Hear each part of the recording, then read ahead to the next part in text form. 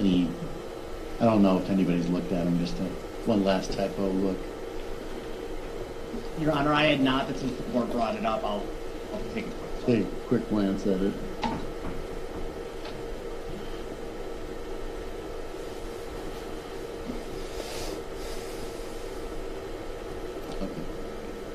I don't see any, Judge, so if there's one in the instructions, I guess we can all agree that we missed it. Yeah, and just so you know what happens, is I read it and I'll try to correct it if I see it, and I'll correct it on their copy. They have copies. Each juror has a copy of the instructions. Anything else we need to talk about before we bring the jury in for the final instructions and closings? Attorney Berg? Not from the state. Attorney Zachary? No, Your Honor. All right, let's bring the jury in.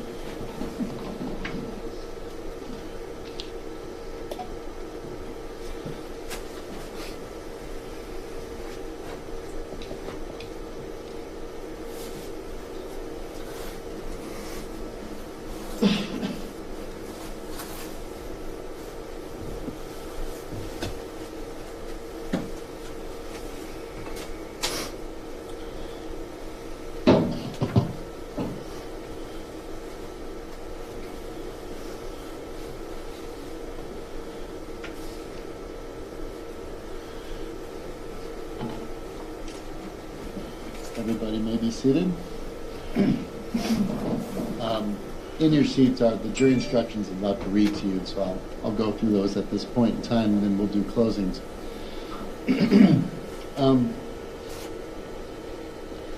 Now, members of the jury, the court will now instruct you upon the principles of law, which you are to follow in considering the evidence in which and in reaching your verdict. It is your duty to follow all these instructions, regardless of any opinion you may have about the law is or ought to be. You must base your verdict on the law I give you in these instructions. Apply the law to the facts in the case which have been properly proven by the evidence. Consider only the evidence received during this trial and the law as given to you by these instructions. And from these alone, guided by your soundest reason and best judgment, reach your verdict. If any member of the jury has an impression of my opinion as to whether the defendant is guilty or not guilty, disregard that impression entirely and decide the issue of the fact solely on as you view the evidence. You, the jury, are the sole judges of the facts. The court is the judge of the law only. Statutory definition of the crime. Second-degree reckless homicide is defined in 940.06 of the Criminal Code of Wisconsin is committed by one who recklessly causes the death of another human being. State's burden of proof. Before you find the defendant guilty of second-degree reckless homicide, the state must prove by evidence which satisfies you beyond a reasonable doubt that the following two elements were present. Elements of the crime that the state must prove. 1. The defendant caused the death of Mark A. Phillips. Cause means the defendant's acts was a substantial factor in producing the death. 2. The defendant caused the death by criminal reckless conduct. Criminally reckless conduct means the conduct created a risk of death or great bodily harm to another person, and the risk of death or great bodily harm was unreasonable and substantial, and the defendant was aware that her conduct created the unreasonable and substantial risk of death or great bodily harm. Jury's decision. If you are satisfied beyond a reasonable doubt that the defendant caused the death of Mark A. Phillips by criminally reckless conduct, you should find the defendant guilty of second-degree reckless homicide. If you are not so satisfied, you must find the defendant not guilty. In reaching your verdict, examine the evidence with care and caution. Act with judgment, reason, and prudence. Presumption of innocence. Defendants are not required to prove their innocence. The law presumes that every person charged with the commission of an offense to be innocent. This presumption requires a finding of not guilty unless in your deliberations you find it is overcome by evidence which satisfies you beyond a reasonable doubt the defendant is guilty. State's burden of proof. The burden of establishing every fact necessary to constitute guilt is upon the state. Before you can return a verdict of guilty, the evidence must satisfy you beyond a reasonable doubt that the defendant is guilty. Reasonable hypothesis. If you can reconcile the evidence upon any reasonable hypothesis consistent with the defendant's innocence, you must do so and return a verdict of not guilty. Meaning of reasonable doubt. The term reasonable doubt means a doubt based upon reason and common sense. It is a doubt for which a reason can be given arising from a fair and rational consideration of the evidence or lack of evidence. It means such a doubt as would cause a person of ordinary prudence to pause or to hesitate when called upon to act in the most important affairs of life. A reasonable doubt is not a doubt which is based on mere guesswork or speculation. A doubt which arises merely from sympathy or from fear to return a verdict of guilt is not a reasonable doubt. A reasonable doubt is not a doubt such as may be used to escape the responsibility of a decision. While it is your duty to give the defendant the benefit of every reasonable doubt, you are not to search for doubt. You are to search for the truth and give the defendant the benefit of any reasonable doubt that remains after carefully considering all the evidence. An information is more than a written, formal accusation against the defendant charging the commission of one or more criminal acts. You are not to consider it as evidence against the defendant in any way. It does not raise any inference of guilt. Evidence is, first, the sworn testimony of witnesses, both on direct and cross-examination, regardless of who called the witnesses. Second, the exhibits the court has received, whether or not exhibit goes to the jury room. Third, any fact to which the lawyers have agreed or stipulated or which the court has directed you to find. Anything you may have seen or heard outside the courtroom is not evidence. You are to decide the case solely on the evidence offered and received at trial. It is not necessary that every fact be proved directly by a witness or by an exhibit.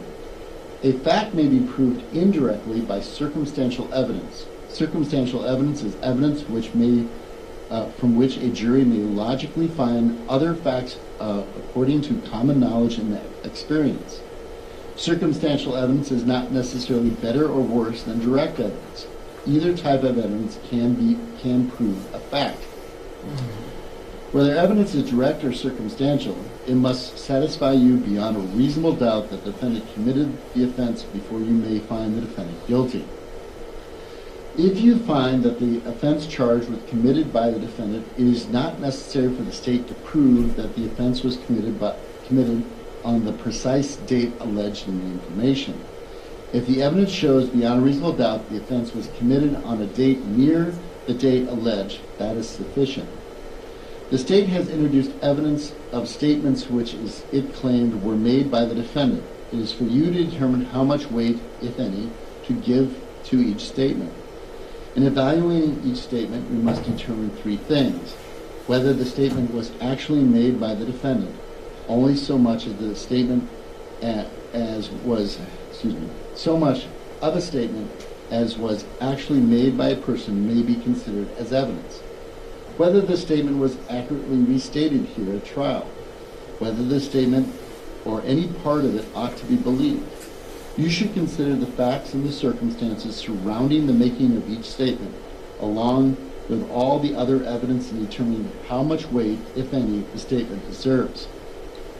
Remarks of the attorneys are not evidence. If remarks suggest certain facts not in evidence, disregard the suggestion. An exhibit becomes evidence only when received by the court. An exhibit marked for identification and not received is not evidence. An exhibit received is evidence whether or not it goes to the jury room. Attorneys for each side have the right and the duty to object to what they consider improper questions asked of witnesses and to the omission of other evidence which they believe is not properly admissible. You should not draw any conclusions from the fact an objection was made. By allowing testimony or other evidence to be received over objection of counsel, the court is not indicating any opinion about the evidence. You, jurors, are the judges of the credibility of the witnesses and the weight of the evidence. Disregard entirely any question the court did not allow to be answered.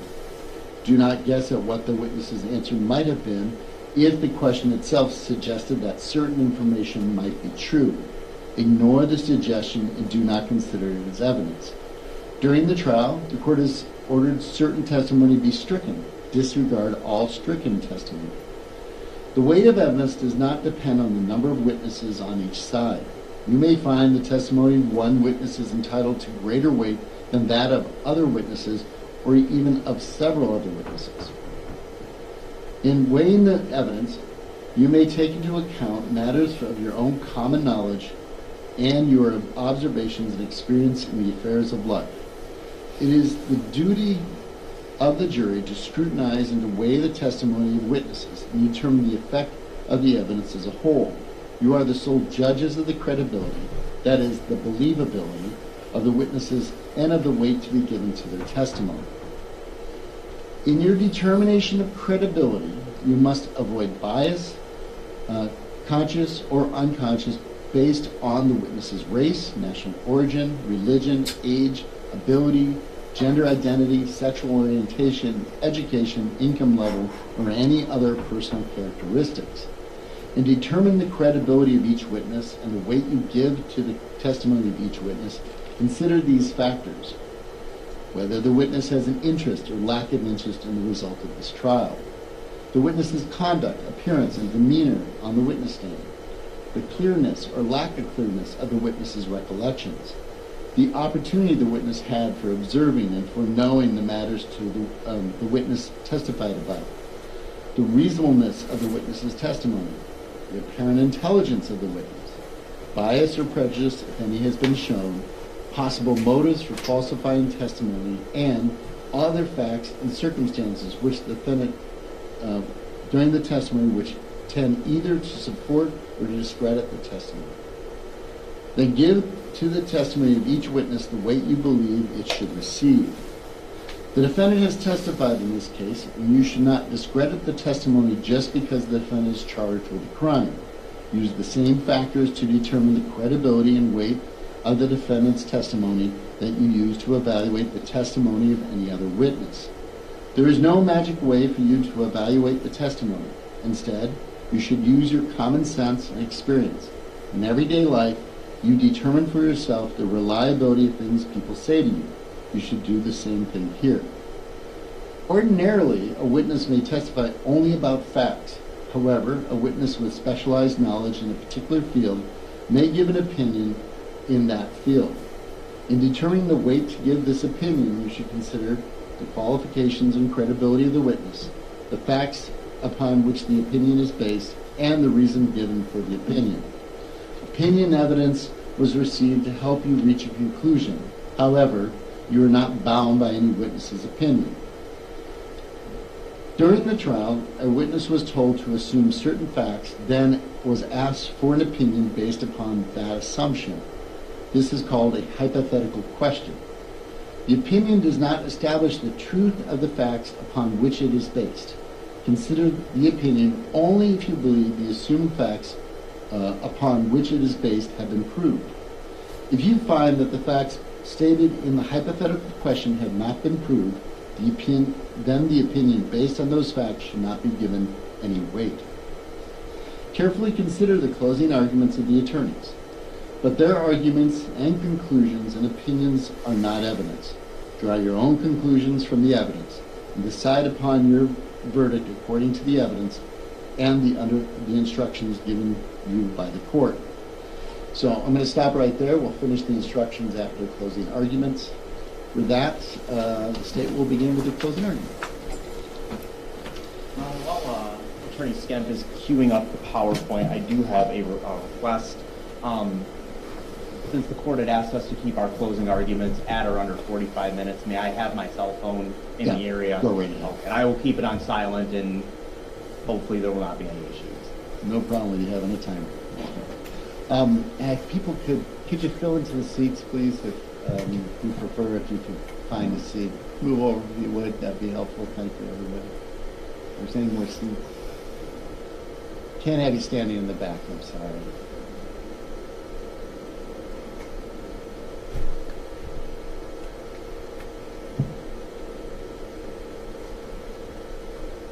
Go ahead. May it please the court, ladies and gentlemen of the jury, congratulations. We have made it to the end of the presentation. You have heard the cases of both sides. The evidence is in, and now closing remarks, as the judge had indicated. This is an opportunity for me to tell you about my case, but most importantly to prove what I have to prove to you beyond a reasonable doubt. I have an opportunity to go through the evidence that's been admitted. The judge has instructed you about evidence. I'm going to tell you and argue to you what I think is persuasive, or in terms of what you should find, what you should consider, and I'm going to use that to kind of bear my burden and talk about why the state believes and is arguing to you that we have met our burden beyond a reasonable doubt. And then because I have the burden of proof, I get what's called a rebuttal after Attorney Zacher in the defense's argument, and that will be the conclusion of this trial pending your deliberations and instructions. So Judge had indicated that this is a reckless homicide case. I wanted to start off with the elements that I have to prove and how we kind of think we get there. The first one is cause.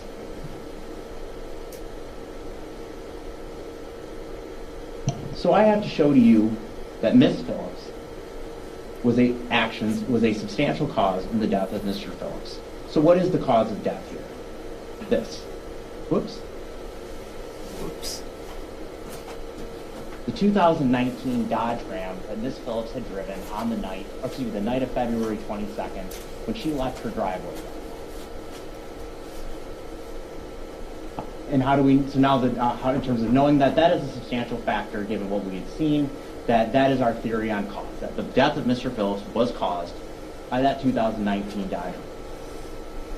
How do we know that? This is a clip from Dr. Reichert's autopsy report.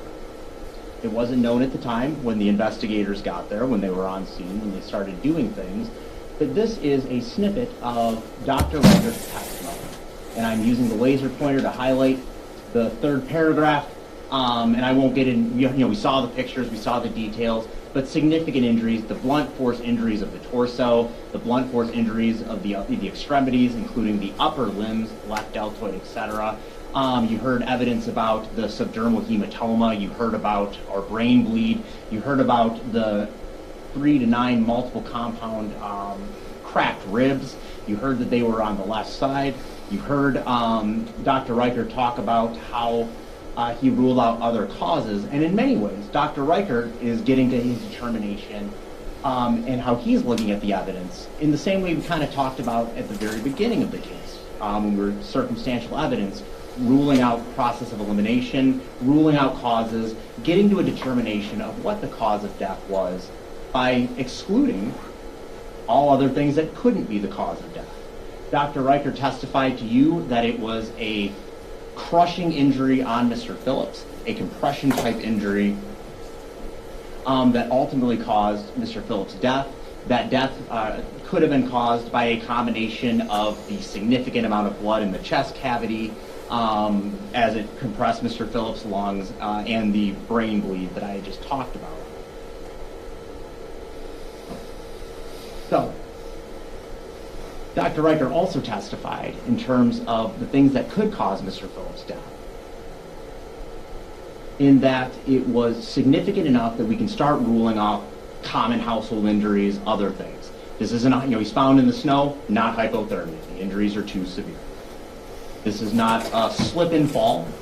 Mr. Phillips, from a standing position, could not have slipped on some ice and fallen in the position that you later saw him, because the injuries are too severe. They're too significant. The blunt force trauma is too much. Mr. Phillips, in terms of that, and Dr. Reichert had testified that his injuries are consistent, again, with it being crushed by something, a very large, heavy object.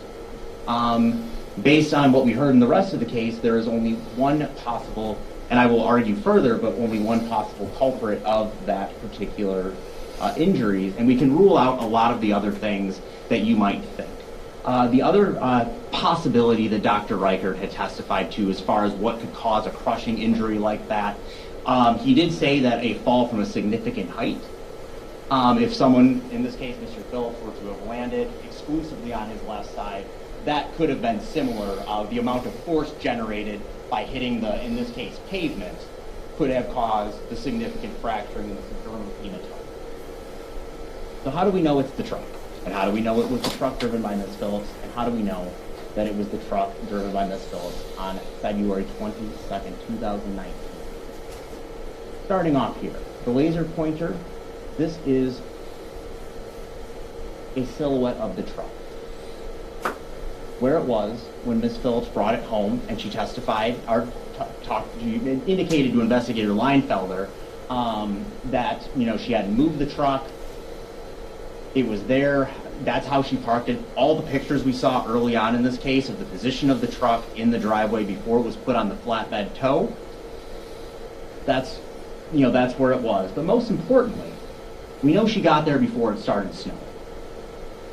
Lisa Knutson, as part of her duties as deputy medical examiner, told you that she looked up things like ambient weather conditions and the weather conditions leading up to the morning of. It began snowing at about 2:15. It accumulated about 0.15 inches. She observed that it was about 31 degrees Fahrenheit when she arrived at the next day. In terms of the snow, and we see exactly that, the outline of the truck, Miss Phillips, and that's consistent with her statement as well, that when she disengaged the camera, she got home, it was about the 2 range, we saw other evidence relating to the home Wi-Fi when it was accessed, so Miss Phillips gets to the home later, before it snows, and then, based on Deputy Examiner Knutson's report, that is a little bit after. Yep. I'm sorry, I should have given the warning that there's a body being disposed. This is the position of Mr. Phillips in the snowbank. I will hurry through this one because it is sensitive. That is the positioning of his body. We know that this is important because we can see the snow that's covering him on the legs, namely there. We can infer from that Mr. Phillips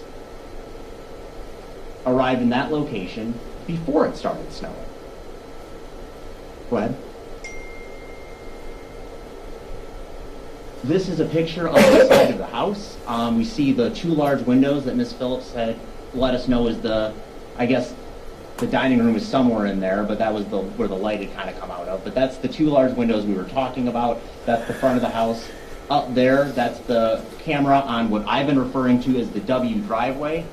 I submit this picture to you because if you thought that maybe Mr. Phillips, you know, Dr. Reichert said a significant fall, Attorney Burdick, you have to prove to me the cause here. The state bears that burden, and I do. That is an inhuman jump. There is an inhuman jump. If Mr. Phillips were to somehow be in that tree you see in the top there, or the top of the roof, I won't dwell on this point, but we know that is not, I mean, the structures that we saw, what could have caused a significant amount, you know, significant fall, a significant trauma impact type of collision. We have the garage. You saw pictures of the garage. You saw how much snow was on it. You saw how much that snow wasn't disturbed. You saw the icicles on the side of the house, picture of that. You saw that none of those were broken off. Again, the roof of the house, there's no snow imprints, there's no anything like that. Deep enough that wouldn't have been, you know, if it had snowed 0.15 inches. The snow depth, the displacement of snow, there wasn't that much snow. This isn't a blizzard. You also see that in the area surrounding, to the top of this picture, the banks, things like that, you know, there's not an indication that there was any disturbance there, that something came through there. Or anything like that. So that's one cause you can rule.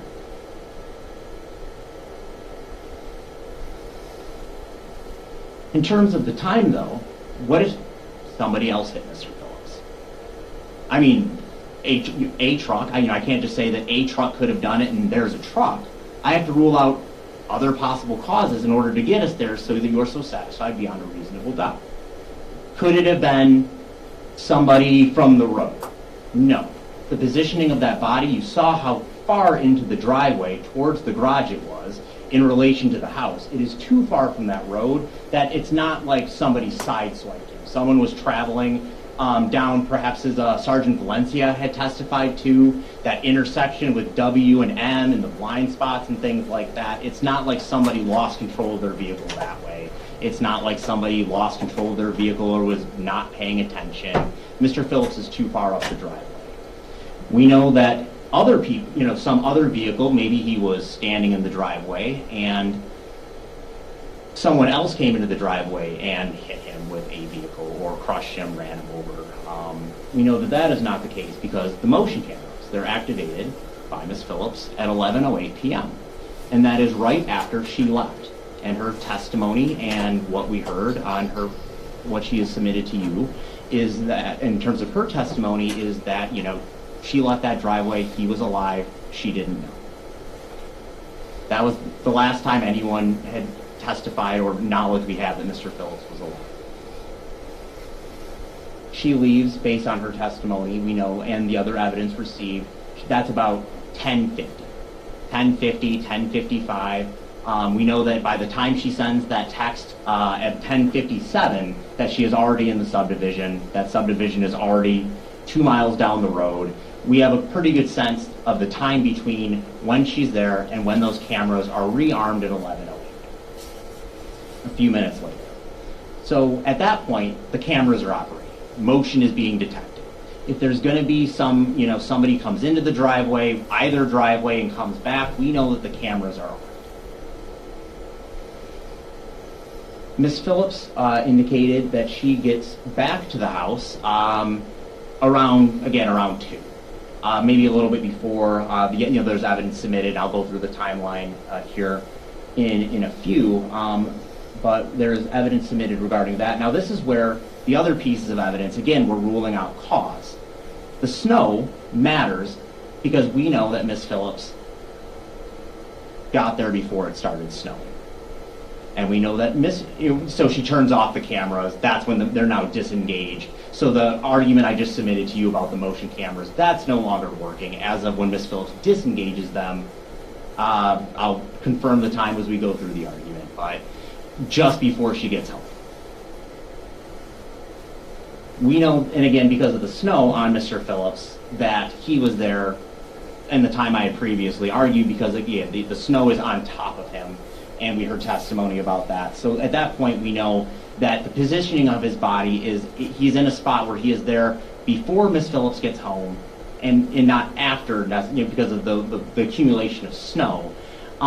We also know that when Ms. Phillips got to the back door, the lights were on, the door was unlocked, so it's a you can rule out the possibility that maybe he went out after the fact. Maybe he had left, he left the house not with the lights on, not with the door locked, in that small window between when the cameras are turned off and when it starts snowing. If he were to come home significantly later, again, we have that window where we can rule out those other causes that, maybe he went out and got dropped off with his friends and one of his friends ran him over, his friends being the people at the bar. We can do that. Or some other person comes up the M driveway that is just unknown because the snow versus the door being unlocked when Miss Phillips gets home. He didn't leave after the fact or come home after the fact.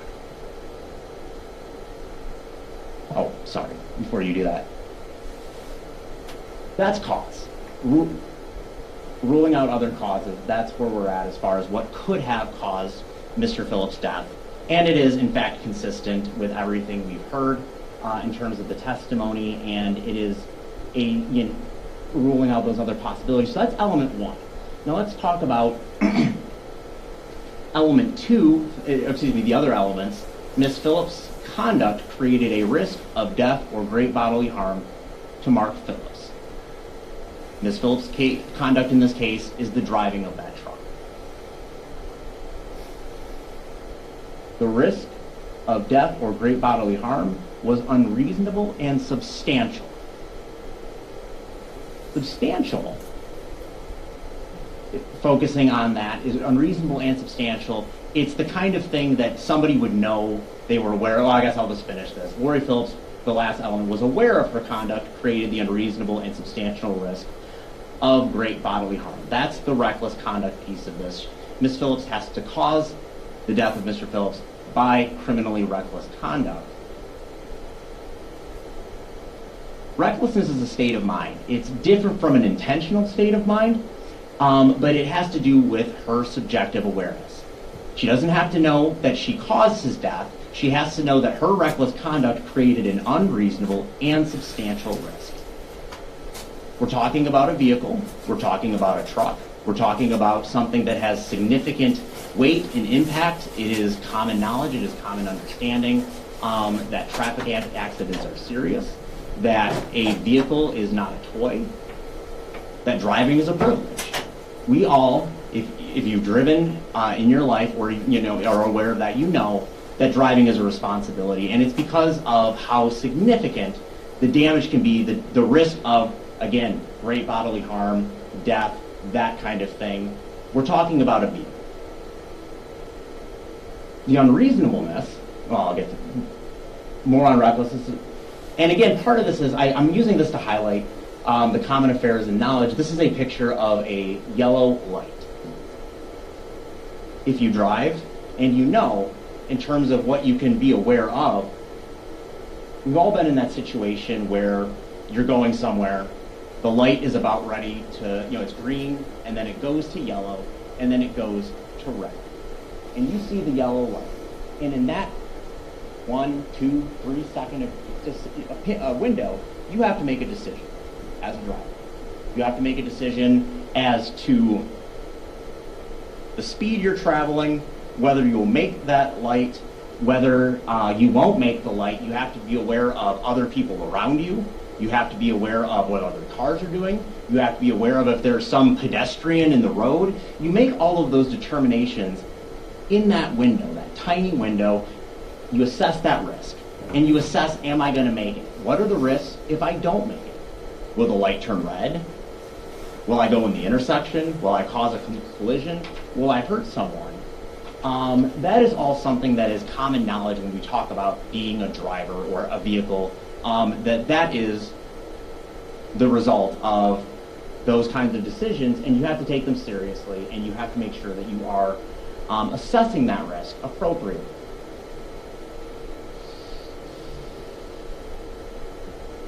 And as I had indicated, you also have to make determinations not just of the cars, not just of the time of the light. I'm not arguing that, you do have to think if you give a ticket or not, if you miss the light. But, if there's somebody a pedestrian that you didn't see wants to cross the road, maybe they have the walk sign, maybe they don't. Those are all the things you're aware of when you are getting ready to start a vehicle. Recklessness, drinking and driving. Another situation where it is common understanding that the relationship of alcohol and driving is not a good. That contributes to the recklessness. Awareness of the risk. I'm arguing to you in terms of that this is a vehicle, that this is the kind of injury or issue that could create substantial harm to somebody. The unreasonable piece we'll get to in a minute. But awareness. Here we have a picture of the truck. We have a picture of the back door. This is a picture of the truck afterwards. We're talking about the truck that was parked not in this direction, but towards the W driveway, which you saw many pictures of. You're aware of that tight space. You have to make a decision on how much distance we have here. You have to avoid the trash can. You have to avoid the snowbank. But you're aware of what you're dealing with in the same way that you are when you go through the yellow light. You have to understand the intersection you're dealing with, and Ms. Phillips did understand. This is her home. She testified about the snow. She knows how it's laid out. She lived there. We saw pictures of the driveway. Further awareness, the headlights in the truck are on. It's illuminating the area. You can see down the driveway. You can see where that snowbank is. You have a good idea of the estimation of the distance, how much space you have to play with. In the situation that Ms. Phillips, the way she had described things with Mr. Phillips in the driveway, the passenger door is open. I'm arguing that you can conclude or think that, that the interior lights are on if the door is open. I'm making that inference. There's the side view mirror. We've heard about talking about that. I'm pointing up there. But you have to know that that side view mirror, that's part of the clearance of your vehicle. Your vehicle, it's part of the vehicle that you're driving. That has to be taken into consideration. That's another factor when you're weighing the risk of, can I do something? Can I do something? Is it safe to do something? So now we're getting into the unreasonableness part of this.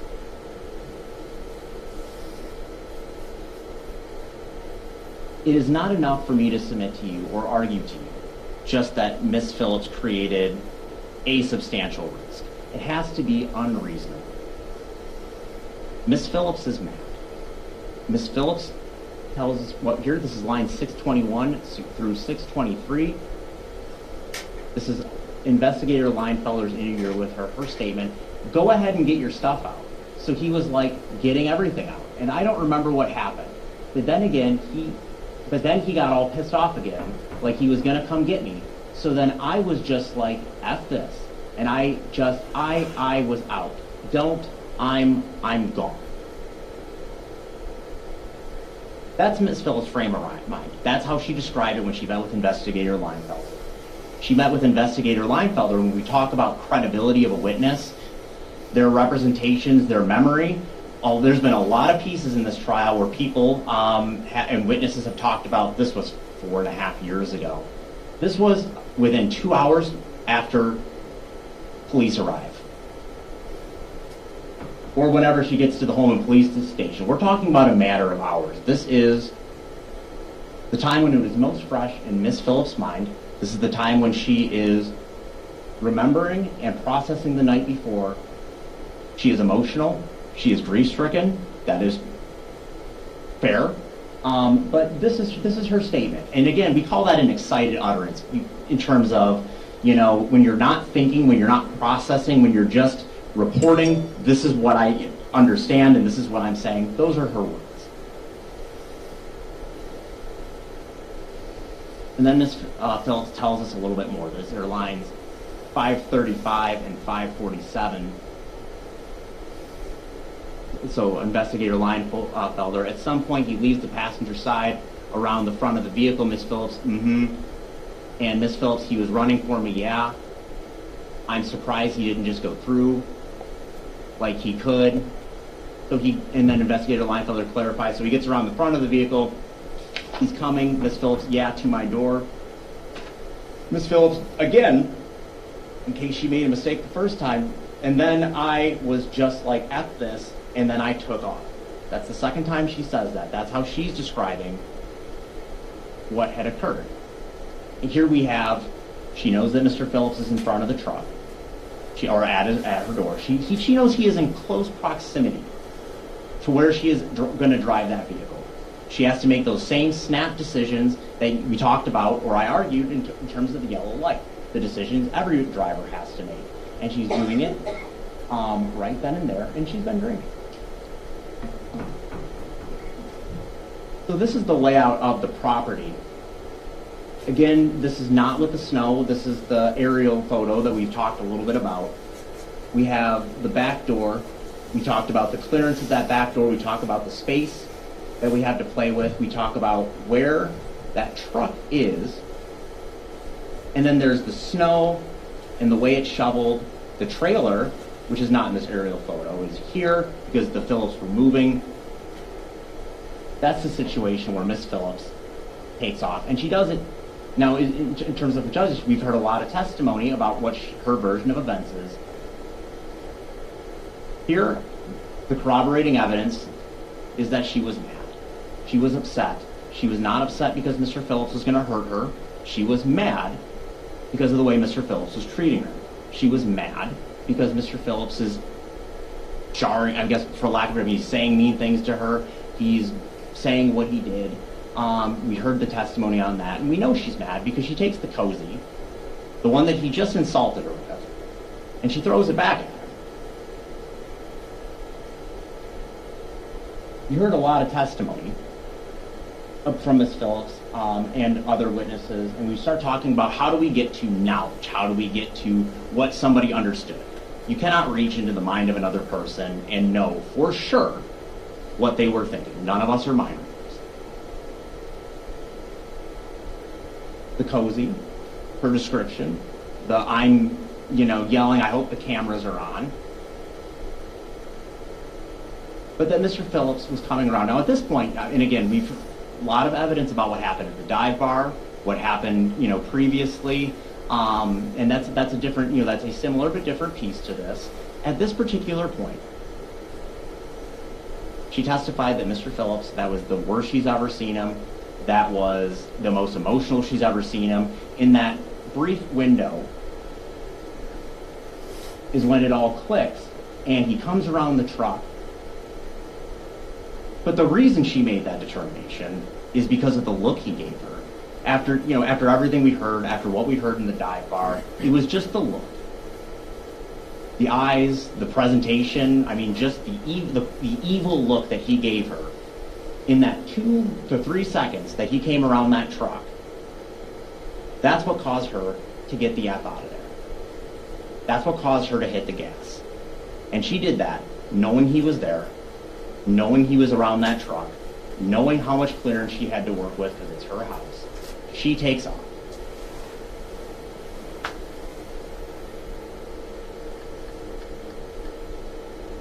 This is a picture of the M driveway. This is a picture of one of the cameras.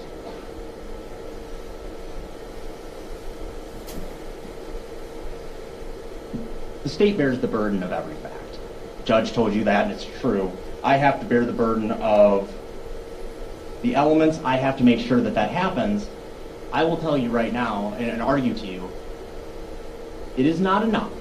I cannot prove this case by just saying Miss Phillips' story was not consistent. I can't bear my burden like that. And I can't bear my burden by saying that if Miss Phillips didn't know or didn't have the awareness that she created the risk that she did, that I can, and finds out much later that Mr. Phillips is there, if that's when she discovers the body, either when she comes home or in the morning or, sometime after that fact, that is relevant only to things, in terms of her credibility. It is relevant to the indicators of guilt and the indicia of guilt, the acknowledgement of guilt, because we're getting to what she knew and what she believed and what she understood.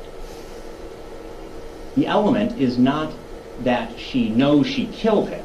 It's that she knows she created the unreasonable and substantial risk. But I will argue, I am offering this though. This is a picture of the driveway. We're looking at what Miss Phillips indicators in terms of how she presented the version of events. This is the driveway. There's that porch there. We can see the snowbank here in the top right. We can see the clearance. Those are not her tracks. These are not her tracks. None of these are her tracks. This is after the scene. But in terms of the man cave, coming around, we can see how much space there is to work with during that event that she described. And we can, in terms of her coming back the other way around, when she came back that night, we can see that Mr. Phillips is poking out of the snowbank, and she indicated that, in terms of how she drove by him, that she didn't see him. And here's the picture here. This is Exhibit 20, I believe. If Miss Phillips had come into the right, gotten onto County Road W, and then goes up the driveway, this is light, granted, but that's Mr. Phillips' body right there. With the white sheet that the ME or Tri-State put on him, Mr. Phillips was wearing dark colors at the time. Mr. Phillips was at night. Previously, that affects visibility. But this is the straight-on shot. And you can see him even with the white on white, and that this, when Miss Phillips would have arrived in the driveway, that this would have been 0.15 inches less snow accumulated on the side of that bank. The ambient light here, she talked about how the dining room light was coming through in terms of her testimony, these big windows on the side. And she has headlights, and we saw her headlights, or not her headlights, we saw Sergeant Valencia headlights, how they would have projected. So Miss Phillips pulls into the driveway,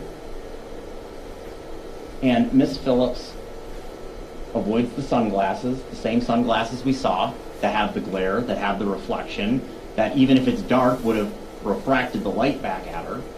These sunglasses. And we can see the distance between that and Mr. Phillips' body up in the right corner. We can see again how it cuts here, going up to that narrow area between the man cave and the door.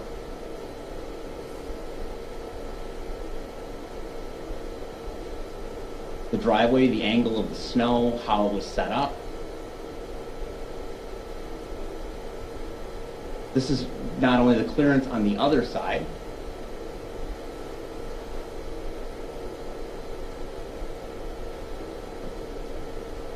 this is the last one. Okay. Hold on.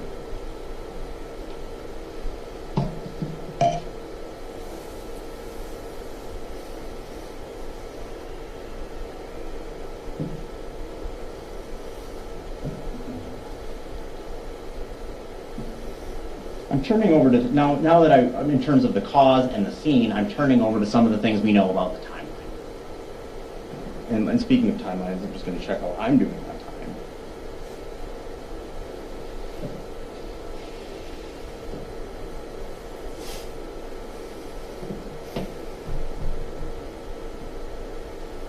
Floopies.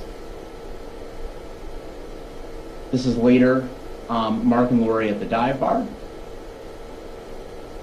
This is that picture at 8:31 of them coming back. Go ahead. Mr. Phillips re-entering the dive bar. The text. The surveillance camera of them leaving. At 10:04, this is now where we're getting to the end of when they go back home. You saw this video, or in terms of this particular part, you can see Mr. Phillips standing here. You can see Miss Phillips standing here. You can see that she's saying something to him. I would argue that it looks like she's arguing with him. 10:07, this is the text she sent to Miss Klinsky, and that she's deleting this text. She testified to you, and you heard her version that she did that because she didn't want Mr. Phillips to know that she was sending that text. This is the 10:09 when they leave. Miss Klinsky responds. This is 10:51. He just freaked again. He was at the passenger side of the truck and tried to come at me around the truck, but I took off. I don't even know what to do. He has lost it tonight. He promised me he would never touch me. He lied. That's 10:51. At that point, Miss Phillips is in the subdivision.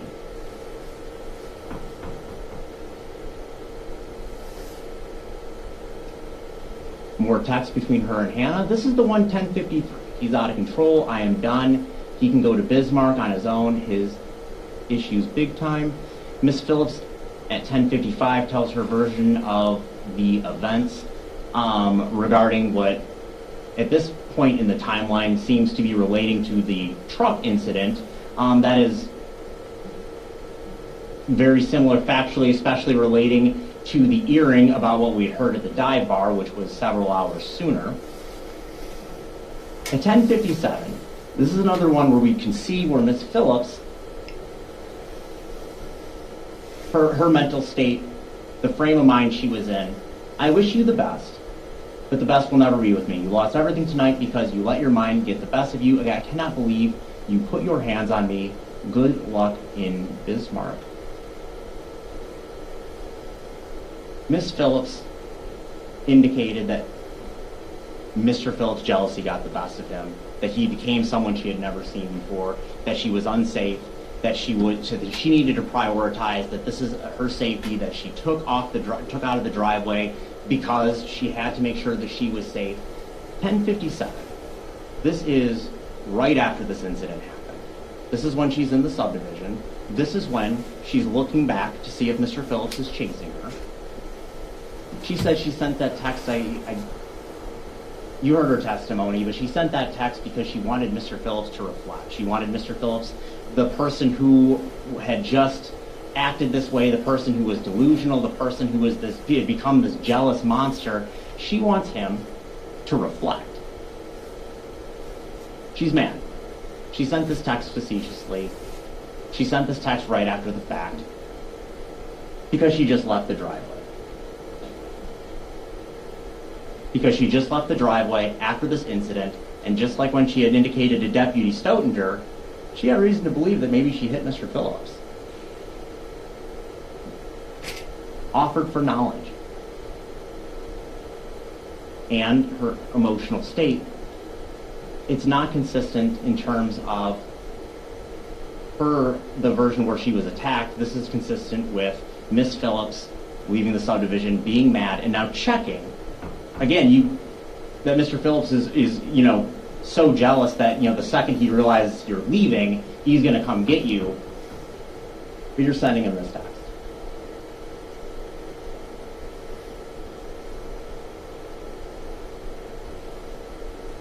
Miss Phillips then looks into the hotels.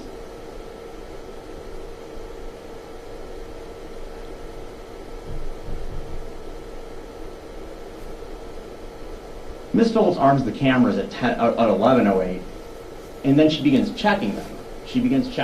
And it's worth noting the times on these, but she's now checking for Mr. Phillips. At this point, she knows, you've heard testimony, that those motion detectors are operating, that she's armed them, and she is saying that she's looking for potential people coming and Mr. Phillips going. She's checking to see the scene that she just left. She's live streaming. And she does it 3 different times that night while she's going through her version of events.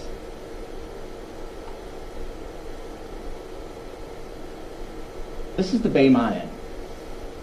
This picture right here. Miss Phillips indicated that she had booked that room for the wrong night.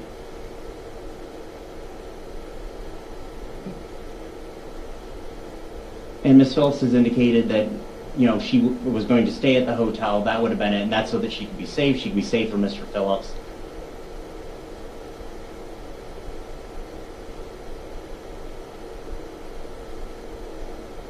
Here's the Woodman's parking lot.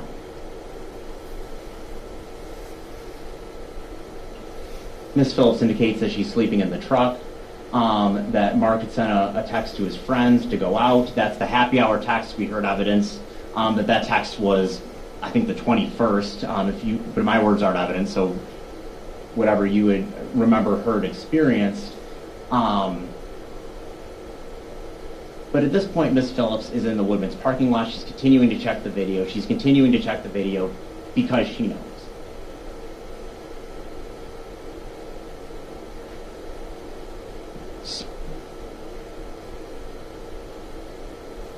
And she knows. Because at this point, Miss Phillips has an opportunity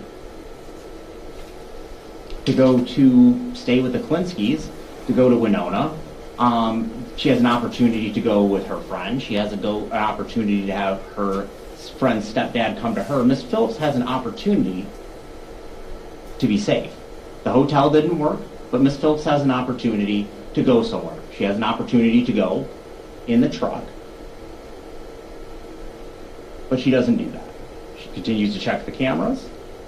At this point, motion sensors are still activated. She still has the ability to, she's live streaming. She's looking for, in her words, comings and goings.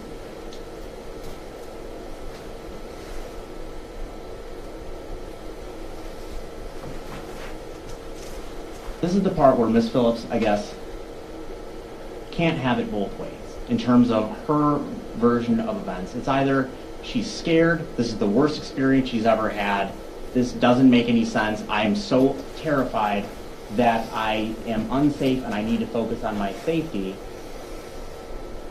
or is it that I needed to get home for a reason, or is it that I wasn't concerned for my safety? Because at this point, this is about the time she goes back. She turns off the cameras. She says that that's not to disturb Mr. Phillips. She indicates that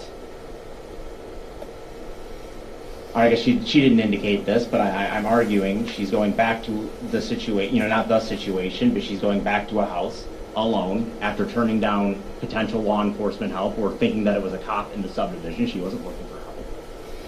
The neighbor that pulls into the subdivision, she's not looking for help.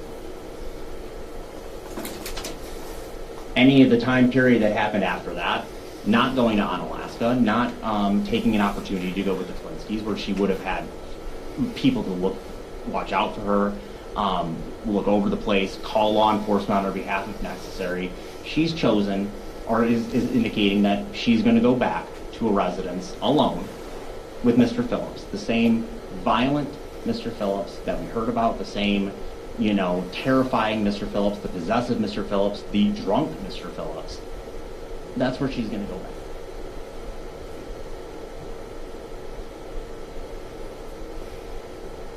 He gets back at around 2 a.m. He drives right past where Mr. Phillips' location is.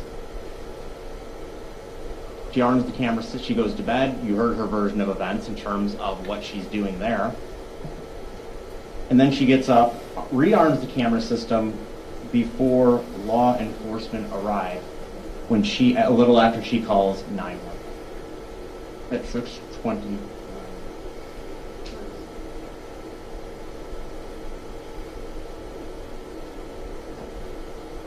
Ladies and gentlemen, Ms. Phillips' actions show an acknowledgement and an understanding that she had a real good idea what happened in that drive.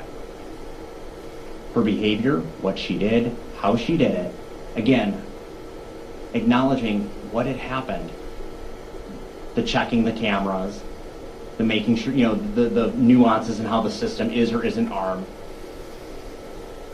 The fact that she didn't go to Winona, and we'll hear argument, but she has her version of that.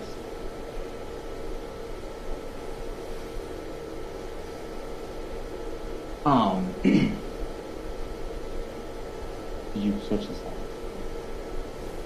No, that's fine. But in terms of that, how she comes back, all of that shows that Miss Phillips knows. She has the acknowledgement of what had happened in that driveway. She knows that Mr. Phillips is in front of her. She knows that she took the F off. She knows that she did so because they were having an argument. This was, despite the other evidence, the non-physical part of the argument. And that based on the look, that is, with all of the understanding of how that driveway was set up and everything else, that's when Miss Phillips takes off with Mr. Phillips in close proximity to her. She goes over with her truck. She causes his death. That is unreasonable, and it is substantial. It is unreasonable because it's not based on her need to flee, as she indicated. It is based on her anger. It is based on her being in the heat of the moment. It is based, and perhaps very probably, based on Mr. Phillips and the way he acted that night, that he mistreated her in some capacity is going to be is not in dispute. That leading up to that moment, again, she's acting in the heat of the moment out of anger, not out of fear, not out of safety being the number one priority. And the reason you know that is because her actions after the fact are so inconsistent with that narrative. I just wanted to touch on this. This is from the autopsy in terms of discussing other things. Did Marta punch the window at the dive bar? It is worth noting that as hard as he had hit the window at the dive bar, that Mr. Phillips did not have damage to his hands. This is the truck. We've heard a lot of evidence. There is no problems in terms of, there isn't denting. The truck's in good situation. The truck did not have damage on either side. Mr. Phillips pushes Miss Phillips up against that truck, does so with significant force. There's no indication of the damage of that. Is that the done? Okay. So, ladies and gentlemen of the jury, we're about at the time where I'm at the end of my opening, closing argument, I guess. We have ruled out cause. We rule out that there is only one cause, beyond a reasonable doubt, that truck is what was what crushed Mr. Phillips, causing his death. That Ms. Phillips drove that truck, that she knew, even though she was emotional, even though she was upset, even though she was mad, what she was doing. She assessed the risk. She understood the situation as far as what was going on and what could have happened. She did it anyway. Maybe she knew she killed him right then and there. Maybe she just thought she hit him, but she knew. She knew right then and there. And everything that happens after that is a narrative that is inconsistent with the evidence that is presented. Thank you. Thank you. Mr. Zachary? Thank you. Wait, hold on, let me ask you, does the jury need a break, or can we just move on? Looks like everybody's fine with moving on. Good.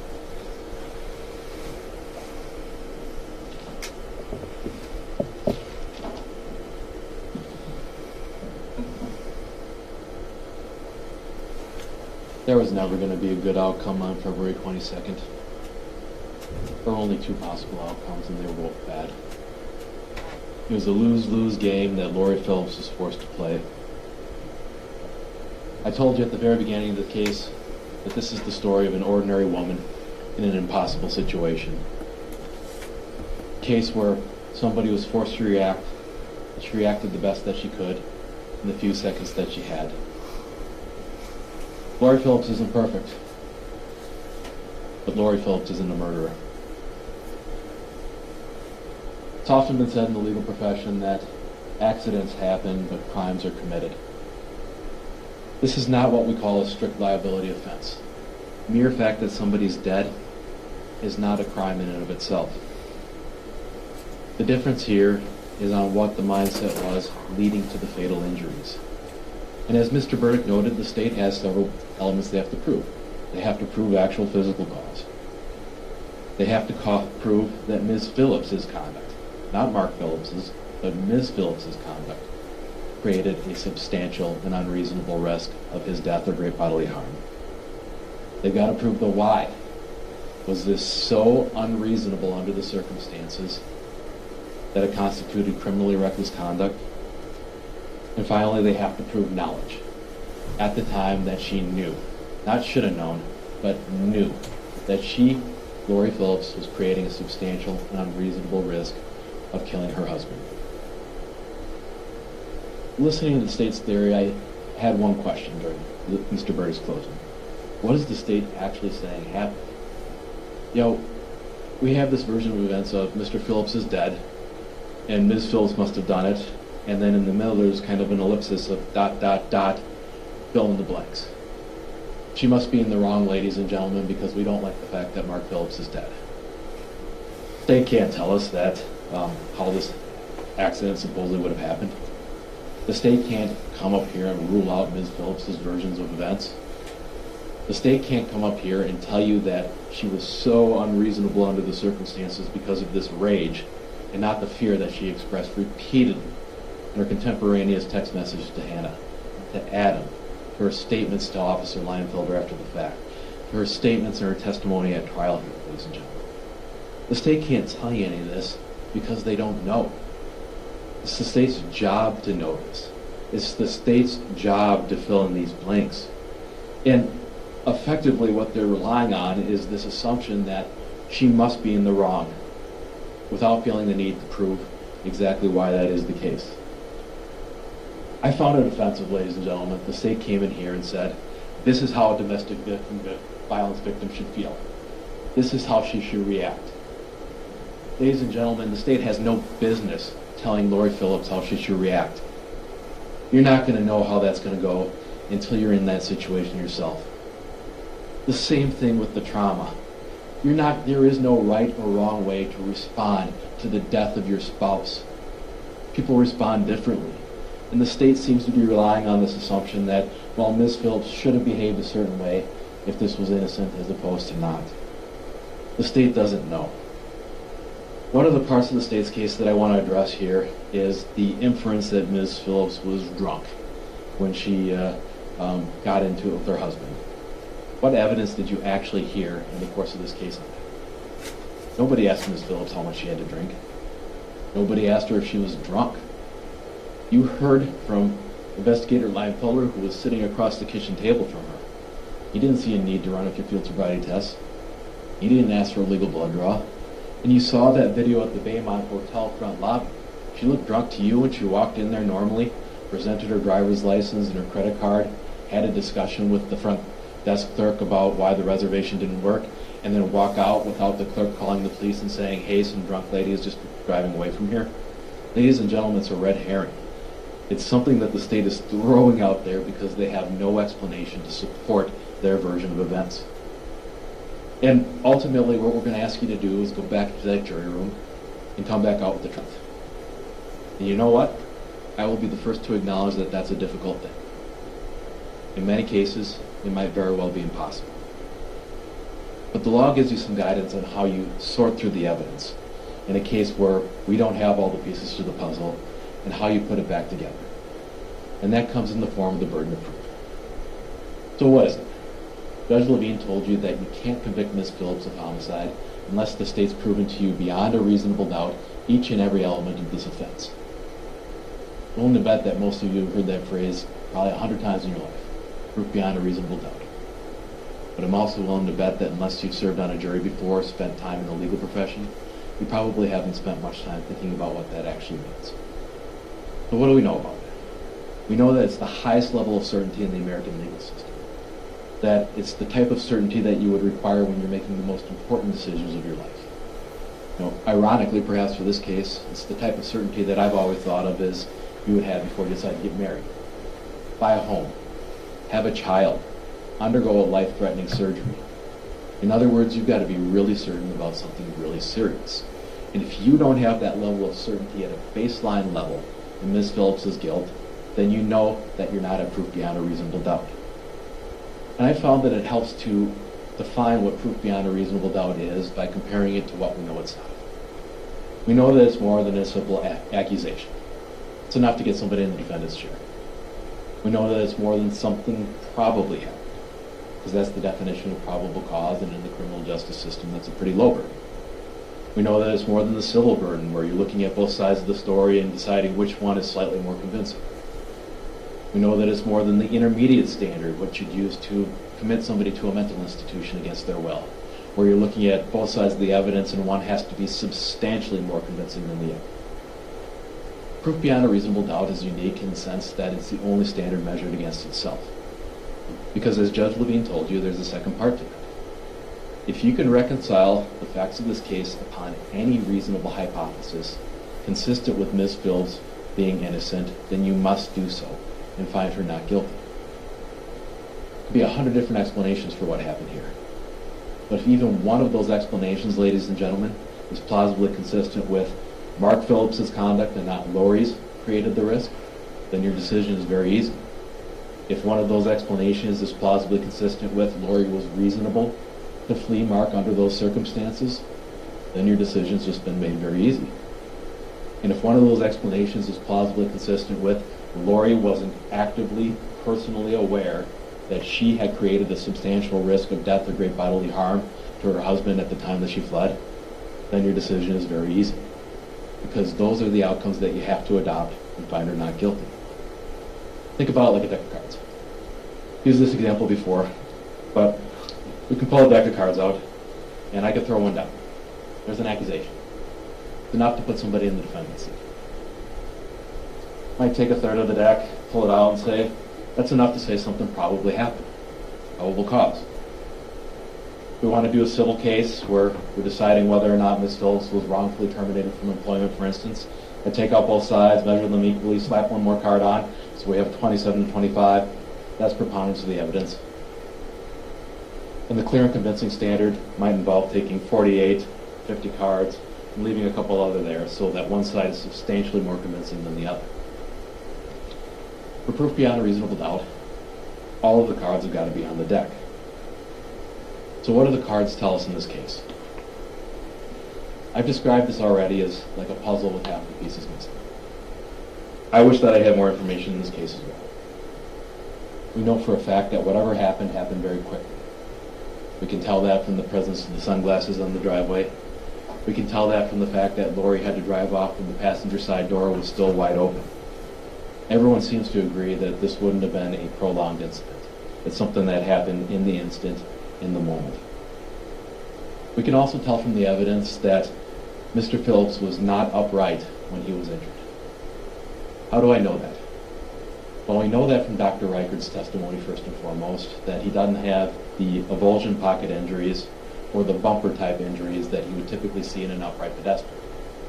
Meaning that we can rule out a scenario where Ms. Phillips sees her husband in front of her, sees red, and then guns the engine and runs him down. That didn't happen. We can tell that from the autopsy findings. We can also tell that from the condition of the truck at the time that it was recovered. It was pristine. It was spotless. Don't tell me for 1 second, ladies and gentlemen, that Ms. Phillips can plow into Mr. Phillips with enough force to kill him with the side view mirror and it's not going to leave a single scratch. It's not going to leave any damage. Nothing on the grill. Nothing on the paint. Nothing to indicate that this vehicle had been involved in an accident. At some point, Mr. Phillips went from upright to down. And the state's own pathologist agreed with several possibilities entirely consistent with Ms. Phillips being innocent. He agreed that while this could be crushing, yes, it could be traumatic injury. He agreed that Mr. Phillips may have been caught and drugged. We saw a picture of that belt that appeared to be clearly damaged, consistent with being caught on something in that position where he was eventually found. You saw and heard evidence about the aftermarket steps that were on the driver's side, well, both sides of the truck actually, that stuck right out. And think about this from a practical standpoint, ladies and gentlemen. Mr. Phillips is running around to the side of the truck. He's about to reach that driver's side of the door, and then Ms. Phillips hits the gas. That's exactly the type of tripping injury that could cause him to fall over and get those left-sided head injuries that Dr. Reichert testified about. Left-sided exterior, left-sided subdural, he said hemorrhage instead of hematoma. And what else did Dr. Reichert say? He said that Mr. Phillips had bruises on his legs, consistent with that tripping hazard, ladies and gentlemen. He agreed that he can't rule out that Mr. Phillips was running after and jumped, or tried to jump on, or tried to hold on. He agreed that he couldn't rule out that Mr. Phillips fell over in the process of running over to the side of the truck. The point is, the state's own forensic pathologist testified that he can't rule out the innocent explanations for what happened on that evening. And that's a really big deal. So let's talk about the assault film. You saw the photographs.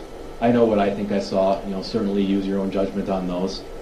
But in Wisconsin, all of us who drive our cars around know that unless you're washing your car regularly, you've got that kind of scummy salt film that builds up on the side of your car. And what we have on the side of the driver's side of the truck, toward the back, we've got something that appears to be clearly wiped away with a couple, at least, finger-sized marks coming downwards on the body of the truck. Now, if this is consistent with where Mr. Phillips was when he tripped, or when he started to fall, or when he tried to hang on, this is consistent with Ms. Phillips' side of the story. This is consistent with Ms. Phillips telling the truth and Ms. Phillips being innocent in this matter. I acknowledge that could be anything else too, but I bring it up to show that this is a piece of evidence that was right in front of the state the entire time, and they just skipped over it. They refused to acknowledge it. We don't have that luxury. And I want to talk a little bit about the fiber and the drive shaft. So let's assume that we don't have all of these issues with the fact that the truck had been driven outside of protocol and we have no idea what kind of contamination did or did not occur at that point. Let's ignore the fact that this cotton fiber could be from Mr. Phillips's jeans or from any other source of cotton anywhere in the world, and that Ms. Hank had no idea when it was deposited and by what method. But let's assume that it was from Mr. Phillips. The fact that it's there isn't important. It's where the fiber was that's important. It's at the very back end, the drive shaft weight, consistent with whatever happening outside of Ms. Phillips' field of vision. And if the state can't disprove an innocent version of events, then it can't prove its case at all. The state can't disprove these cases. They cannot show you that what Ms. Phillips told you happened in the course of this night didn't happen. And you know what? Do I know exactly what happened? No. But the difference here is that it's not my obligation to prove anything. It's the state's version, or it's the state's obligation to prove to you beyond a reasonable doubt that she's not right. And one of the more frustrating things about this, ladies and gentlemen, was this ability to corroborate, discredit, or confirm the version of events by the data that was available to them readily. You know, we heard the testimony on why the Sheriff's Department didn't pursue this data, but ladies and gentlemen, that's nonsense. You saw the filings, you saw the emails. They said, we recommend that you download it. Worst case scenario, Trooper Marquardt loses an hour of his time and they don't get any data out of that. But even in the case of the telematics, they expected that data to exist for months. The type of data that could either credit, confirm, or discredit exactly what happened here. Ladies and gentlemen, had they gone through that step, had they done their job and collected that data, there's a pretty good chance that none of us would even be sitting here right now. Because that data, in particular the front-facing hazard detection, would have told us exactly how that injury occurred. And what the state seems to be suggesting in this case is that you convict on bad feelings alone. That it starts with this assumption of guilt, that Ms. Phillips must have been angry and not scared, that Ms. Phillips must have had no good reason to behave in the way that she did. And they're asking you to assume the worst and fill in the blanks. And effectively what the state's asking you to do is vengeance. You know what? Vengeance is easy. The basic human response that all of us experience. Eye for an eye. That we see somebody that we love, that we've lost, and we want there to be a bad guy. We want there to be somebody to blame. Because it's so much easier to strike out in anger than focus on our own feelings of loss and grief after losing a loved one like this. But you all promised you wouldn't do vengeance. You promised you'd do justice instead. Justice is more difficult than vengeance. Justice requires you to look at the facts instead of the feelings. Justice requires you to make difficult decisions. And I'll be the first to tell you, justice doesn't always feel good. Nevertheless, that's what each and every one of you swore that you would do. And I told you from the beginning of this case that it's okay to have empathy for Mark. It's okay to have empathy for his family. Mark isn't somebody who was 100% pure evil. Human beings are much more complicated than that. We're not some one-dimensional cartoon characters that can either be classified as hero or villain. And I have no doubt that in his life, Mark was a good dad, a loving brother, a son, a good friend, the life of the party. But you know what else I don't doubt? That when Mark was drunk, he was an abuser. And that was the Mark Phillips that confronted Lori on the last night of his life. Which leads us to the why. Assuming that you conclude the state has met the other elements, you have to ask, was this reasonable under the circumstances or not? And we're not viewing this in a bubble. We're viewing this from Lori's perspective at the time that she acted. And in my mind, the very definition of reasonable doubt existed the instant that the state's witnesses acknowledged that they would never tell a victim in Ms. Phillips' position to simply stay there and find out what abuse is coming next. Now, the state didn't want to answer questions about what 911 dispatchers might say, but use your common sense, ladies and gentlemen. You really think that any law enforcement officer or dispatcher would tell somebody calling saying, help, my husband's coming to hurt me, help, that they would say, you can't take off because that might put him in danger and we don't want that, so you should probably just stay and see what happens next. Nonsense. Ladies and gentlemen, the state used the example of a green light turning yellow and turning to red as an example of assessment of risk. And, you know, if this were an ordinary traffic case about whether or not somebody caused an accident at a four-way intersection, yeah, that'd be a fair comparison. But in this case, if the light turns red when you haven't properly assessed, those were the consequences in Ms. Phillips' case. That's what she had to decide in a period of just seconds, whether or not she would stay or go. And in this case, I think that the fact that there's a history of domestic abuse was both acknowledged by the state and corroborated by the evidence. This is something that happened in private. It happened in public. You heard from Mr. Gira. He had the audacity, and again, I'm not going to say that word myself, to scream that at her and pull her off of a bar stool. You heard from Ms. Phillips about that terrifying moment when Mark broke into her apartment and strangled her in the middle of the night. You heard from the others at the dive bar about how upset and how out of control Mark was, and you saw that footage for yourself, flailing his arms, pounding his hands, getting right into Miss Phillips' face and screaming at her. He was out of control. And on that night, Lori had never seen him in that state before. She'd never been more scared of him. On that night, Mr. Phillips strangled her. We know this because of her contemporaneous text messages to Hannah. We know this because investigator Leinfelder testified 3+ years ago about the fact that he did observe an injury around her neck area. We know this because of the photographs that Lori submitted of her injuries throughout the course of this case. And we know this based in the context of Mark's behavior throughout that entire evening. Something that was observed by Ms. Plinsky, by Mr. Stevens, by Ms. Phillips, by the video surveillance system itself. And we can't ignore those photos of Lori's injuries the next day. And this is just one of the things that's just mind-blowing to me. That there was a description of a domestic incident leading up to this, and there was no effort to say, let's document your injuries. Let's take some pictures of this. Let's take you in to go to a forensic nurse to make sure that everything is documented and taken care of. That was left to Ms. Phillips' friends, who were shocked to see all of the bruises on her that each and every one of you saw after the fact. Bruises that corroborate her injuries, that corroborate the pain that she described in her breast. Bruises that corroborate what Lori talked about when she was forced down into that car. And where was Lori when Mark was in this condition? At the end of the evening, he's inside of a truck.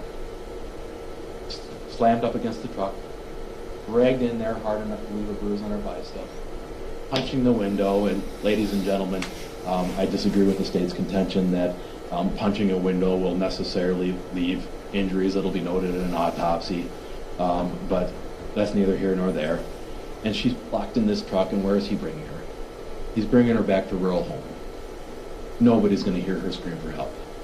Nobody's there to protect her. She called 911. Ladies and gentlemen, how likely is it that she's even going to get a ringtone before Mark's already at her door?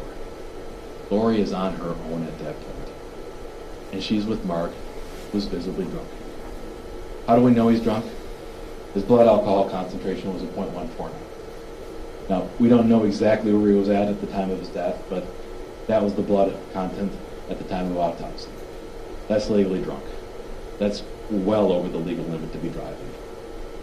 And in this point in time, when her husband is drunk, enraged, taking her to this isolated location, he charges at her in a matter of seconds and forces her into that decision.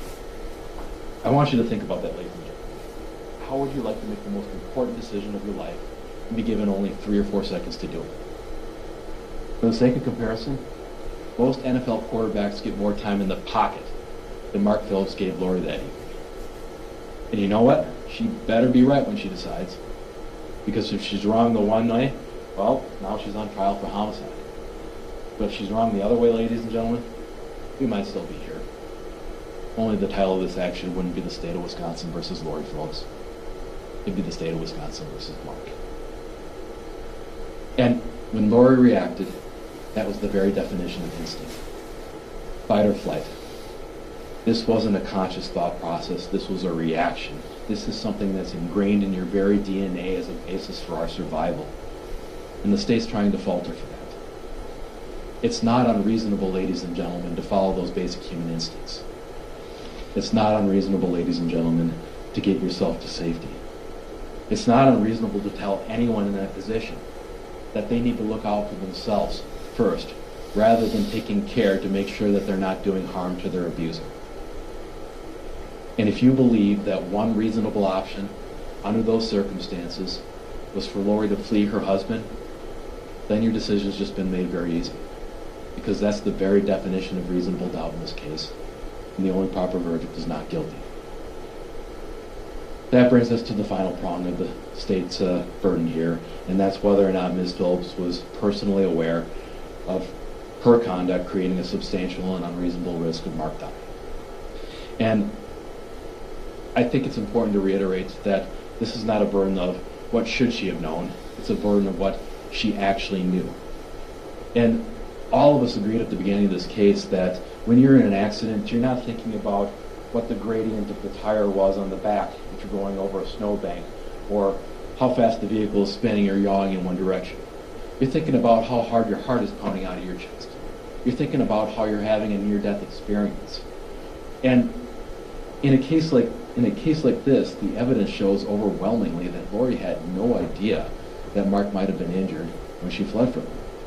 We see this in her text messages back and forth with Ms. Klinsky. We see this in her contemporaneous remark about that faulty text message coming in about happy hour, where Lori's like, Mark just texted some friends about going out for drinks, typical, or whatever the text message said. We see this in Lori's text messages to Mark, telling him that marriage may be over, that she's not going to Bismarck with him. She's not sending these text messages, ladies and gentlemen, if she has any reason to believe that her husband is on the side of the driveway dying. The same thing can be said of what she said to Ms. Klinsky. And to me, this is one of the linchpins that tells us exactly what Lori was thinking. She was still scared of him. She was still scared at the prospect of abuse, because when they offered her a safe place to stay in Winona, she said no. Mark would freak if he found out that I went to Winona. You all heard from Lori. Mark didn't let her go there alone. She had exes there. And Lori's indication in response to that text message tells you all you need to know about whether or not she believed that Mark had been injured at that point. The same can be said for her search for a hotel and a place to stay. If Lori's intention here was to run him off the road and leave him there to die and then come back and stage a scene after the fact, then why on earth is she looking for a hotel? Why on earth is she trying to find someplace else to stay? If that were truly her intent, why not go back there and clean up the scene? The fact that she's looking for a hotel tells us that Lori's telling the truth. She didn't feel safe going back. She didn't want to go back because she had every reason to believe that her husband was drunk and furious and still there. And in that context, her Google searches also tell us a great deal about what happened. Aside from looking for a hotel, what is Lori Googling? Physical abuse. And physical abuse, quit or quote, however you want to remember that. She's Googling that, ladies and gentlemen, because she was trying to figure out exactly what happened to her. She wanted Mark to have some sense of exactly what happened to her. And that's exactly why she sent him that text with the quote from the domestic violence resource, that she wanted him to reflect on it. She figured to reflect on it. Think, man, I could lose my marriage over this. She wasn't sending that to somebody that she believed to be dying or dead. And the camera views of Lori turning on or arming and disarming the cameras is also consistent with that state of mind. You heard Lori's explanation. You heard she wanted to see if Mark came after her in the Subaru or if he went out to another bar. You heard that, yes, she acknowledged that she wanted to see if Mark followed through on that threat or comment to go bring some other women back to the house, which is why she's looking at all the camera feeds, including the one over the hot tub. And when she comes back, she turns it off because she doesn't want it to trigger her passed out husband, who might realize that Lori had arrived and come back for round two. The fact that she turned it back on is also consistent with the years of abuse that Lori suffered. That was something Mark expected as well. And she turns it back on at, I believe, just shy of 5 a.m. in the morning when she was on and off sleeping upstairs. That's consistent with Lori's story. That's not nefarious, ladies and gentlemen. And I want to talk a little bit about the snowbank. I told you that a picture is worth 1,000 words at the beginning of this trial. And hopefully the photos that you've seen have proven my point. But if there's anything that I want you to pay attention to with this question of whether or not Lori would have known, should have known, could have known that Mark was out there when she returned in the middle of the night at 2 a.m. in the pitch dark, it's Sergeant Valencia's squad car video. This was before a sheet was ever placed over Mark, and we showed it to you frame by frame by frame. Mark Phillips was invisible in any of them. This was a circumstance where he was right there in the snowbank, under circumstances where unless you look right over 90 degrees in a direction that you're not traveling, you're going to miss him. Particularly when you hear that Miss Phillips came up by way of West Salem. It wouldn't have been coming from the west like Sergeant Valencia, where he could see Mr. Phillips' body in the twilight. She was coming from the other direction where he wouldn't have been visible, coming up the driveway under circumstances where he was perfectly concealed in that snowbank.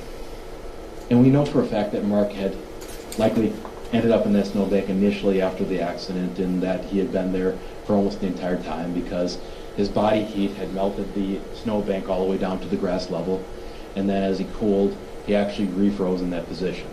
I think the evidence is fairly clear that Mark had been in that position from the original point. And it's entirely plausible under the circumstances here, in a truck that she's only driven a few times before, much higher vehicle, that she wouldn't look in a direction that the direction of travel would be as she happened to pull in to that portico between the house and the man cave. And in order for the state's theory to make sense, that this was an act of jealousy and Ms. Phillips knew when she was combing the cameras, hoping that something bad hadn't happened, all of this prior evidence would have to be an act. Her text messages, her responses to Hannah, physical evidence in the home, all of that would have to be a ruse. A ruse concocted by somebody who, despite being accused of committing a crime of passion, would have to have an awfully good understanding of Wisconsin criminal recklessness law in order to come up with her story and come up with her version of events and fake all of these text messages and comments throughout the night. Ladies and gentlemen, the simplest explanation is usually the true one. The true explanation in this case is that Lori Phillips didn't know that Mark was injured. And in order to prove otherwise, the state would also have to prove to you that her reactions on those videos, surveillance systems from the home, were also faked. You all saw that. If that was an act, then let's get this woman a statue. Because, ladies and gentlemen, that was the reaction of somebody who saw her husband for the first time dead on the side of the driveway. She didn't fake that. She didn't fake her panic 911 call. And she certainly didn't fake it with the three officers who interacted with Ms. Phillips that day. Sergeant Valencia, Investigator Leinfelder, and Deputy Stovinger, all of whom described her as extraordinarily upset. So upset she couldn't stop shaking, distraught. The reason that Lori was so distraught in those videos, in that 911 call, in front of the officers, is because she was telling the truth. She had just experienced the worst moment of her life, finding this man that she had a complicated relationship, but a man that she loved nevertheless, dead on the side of the driveway. And if that's what the evidence suggests, then, ladies and gentlemen, the state can't possibly prove that she had the required knowledge at the time that she left the driveway. Knowledge that she was risking Mr. Phillips' life. So where does that leave us? I'm going to go back to the deck of cards, ladies and gentlemen. Remember, I told you that proof beyond a reasonable doubt, you're not comparing one side of the story to the other. You're comparing it to yourself. And in fact, you're comparing it to see if all the cards are back of the deck. So is there reasonable doubt in this case? Absolutely. There's a corroborated history of physical abuse. There's Mark's behavior in the bar, captured by witnesses and videos. There's his blood alcohol concentration of 149. Dr. Reichard's agreement that this accident could have happened in a way consistent with Ms. Phillips' innocence. Mark's perfect concealment behind that snowbank. Lori's video reaction and 911 call. The corroboration of all of Lori's movements after the fact and her cooperation with law enforcement in providing her phone and camera login information. And that fight or flight instinct that each and every one of us can understand. And you know what? I am a true believer in our system of justice here in the United States. And that I believe that a group of 12 people selected randomly out of the voting rolls, that's how we found you're all good citizens, can come to a better conclusion than any one of us could individually. And I respect the fact that in the course of your deliberations, the 12 of you might be able to take some of these cards and put them back up on the deck. But before you reach the result that the state is asking for, they've all got to be there. And they're a long ways away from that. So the way that this works is that the state gives their closing argument, and now I'm giving my summation, and since the state does have that highest burden of proof, they get the last word. When I say thank you and sit down, that'll be the last that you hear from me during this trial. I'm confident that whatever Mr. Burdick says in rebuttal, you'll treat with the same degree of careful analysis as you treated the rest of the evidence in this matter. So, if there's any one thought or theme that I want to leave you with as you go into your deliberations, I want to bring you back to that final confrontation outside of the dock. Mark has Lori slammed up against the truck, and you heard her testify that she raised her voice. Stop, Mark. Stop. You've done enough tonight. hoping that the people in the parking lot will come to her rescue, hoping that somebody would put a stop to it. Nobody did. Nobody came to her rescue at the home. Ladies and gentlemen, the 12 of you who deliberated have the power to come to her rescue 12 years after the fact. You have the power to say that what happened to Mark was awful. It was tragic, but it wasn't a homicide. Lori Phillips is not a murderer. The only proper verdict in this case is not guilty. Thank you for your time. Thank you for your attention. And thank you for your service in this case. Thank you, Mr. Zacher. We have rebuttal. Usually it doesn't take as long. Is everybody okay? All right. Mike, go ahead.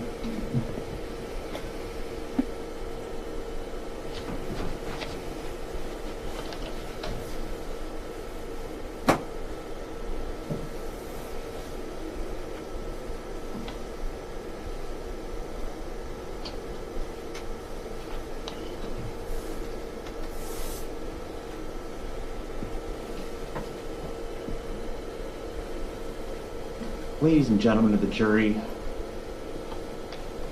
I want to start off with some of Attorney Zacher's points, and I'm going to kind of work through, and I get an opportunity to address his points with the last word. Attorney Zacher starts by saying that there's overwhelming evidence, or I guess not starts, but he says there's overwhelming evidence that Ms. Phillips didn't know that she caused the injury to Mr. Phillips. Ms. Phillips would have you believe that she was so scared, she was in such the heat of the moment, that she was unable to feel or experience anything. If you've hit a small animal, if you've gone over a speed bump, if you've hit a curb, if you've hit a pothole, if you've done any amount of driving, you know what happens when you go over it. You know how your car feels. You know how you experience it in the cabin. You know that moment when you go over the speed bump and the whole car feels like it moves and jars and shakes. What about a 220-pound man? What about a 220-pound man the size of Mark Phillips? You can't say she didn't know. I showed a picture, the exhibit about the trash can's behind the house. She didn't think she hit the trash can. Snowbank, pulled to the side, it tapers off at the end, goes over the little bit of snow there on the end, didn't think she hit a snowbank. That she experienced nothing, felt nothing, heard nothing during that incident is not the truth. That is not accurate. You use your common affairs and understanding of life, you can make that conclusion. There is no way she didn't know. Overwhelming evidence, I would argue, is not true.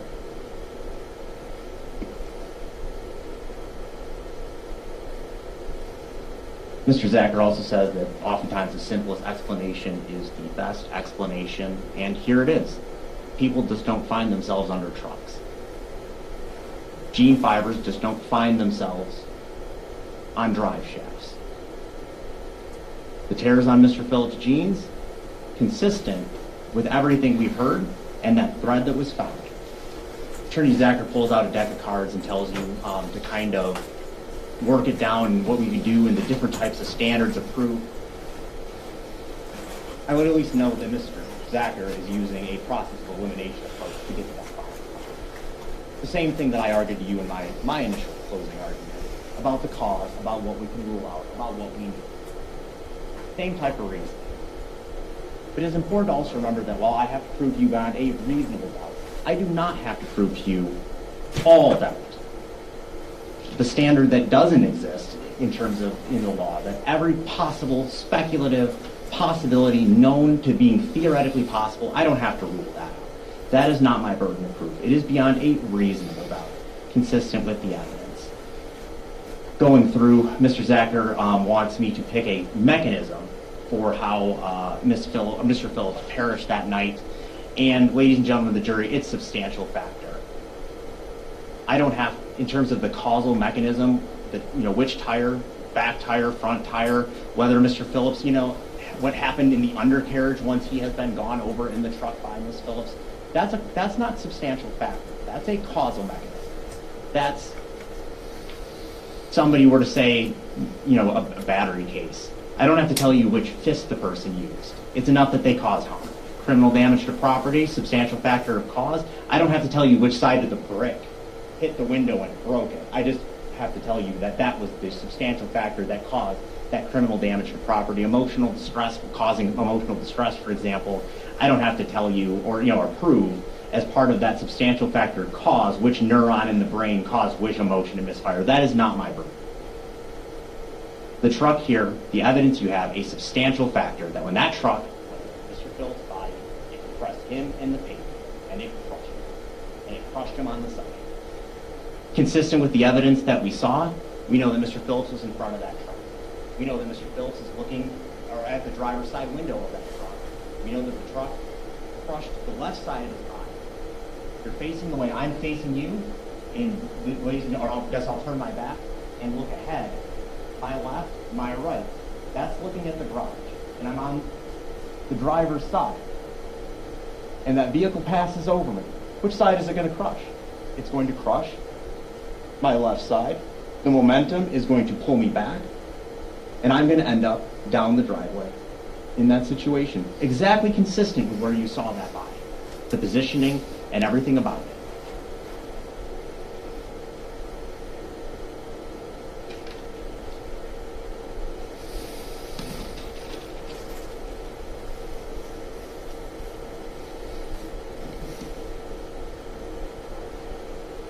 Ladies and gentlemen of the jury, in terms of this idea of Ms. Phillips not corroborating or, Ms. Phillips covering it up, that is what I'm arguing. That she did. That she knew that she went to the subdivision, not because she's an expert on criminal recklessness, because that she was afraid. She reasonably believed, knew, was aware that she just hit her husband, went over him, and she went to that subdivision. She's not awaiting her rescue. She's not looking for any help. She's afraid she's going to get arrested for an OWI, operating while intoxicated. And this is not that case. Did I prove that Ms. Phillips is drunk? Of course I didn't. But that's her words. And then later in the text communication from Ms. Flinsky, what does she tell her? Don't drive. If they see you in the parking lot, they'll arrest you. That's the person who was with her almost all night. Those people know how much Ms. Phillips drank. Those are the two instances we do have of how much Ms. Phillips had occurred. Did she appear intoxicated on the videos? Can't say that she did. But did Mr. Phillips? Saw him move his hands. You didn't see him stumbling. You didn't see him fall down drunk. You didn't see him look particularly drunk, but you know what his BAC was. Ms. Phillips wasn't covering up what happened after because she is an expert in criminal recklessness, but she did cover it up because she was afraid of getting in trouble, because she had been drinking, because she had just did what she did, and because she didn't want anyone to know about it. Mr. Zacher wants to bring up that Ms. Phillips, her field of vision, and I think that goes back to, let's look at the instruction. It is aware of a substantial risk, aware of a substantial and unreasonable. It does not see right in front of you. We have the mirrors. Can you hold that?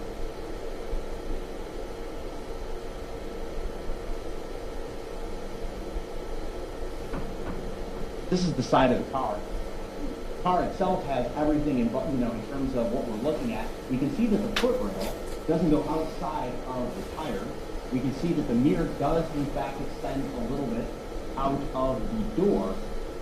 But that's part of the operation of the vehicle. That's a part of what you're aware of. That's a part of the actual vehicle itself, the part that is going to cause that substantial and unreasonable risk. That's what you're aware of. That includes what's around the vehicle. That includes what you know. That includes your rate of speed. That includes the mirrors. I mean, if you were to drive into let's say a parade or a parking lot or something like that with the mirrors, and somebody gets clipped by that mirror and then goes under the car. Well, I mean, you hit the mirrors. That's good enough. No. That is a part of the vehicle. That is a part of the risk that she was aware of. And she took out of the driveway that way. And she did it the way she described. I will not belabor the point of whether those two small indicators are fingers or not next to the gas tank. But again, that goes to the mechanism. Once Mr. Phillips is under that truck, and once Ms. Phillips takes off, creates that risk, is aware of the risk, knows that we're exactly where he's at, knows what what's happening, knows that that there's the driveway and the clearance.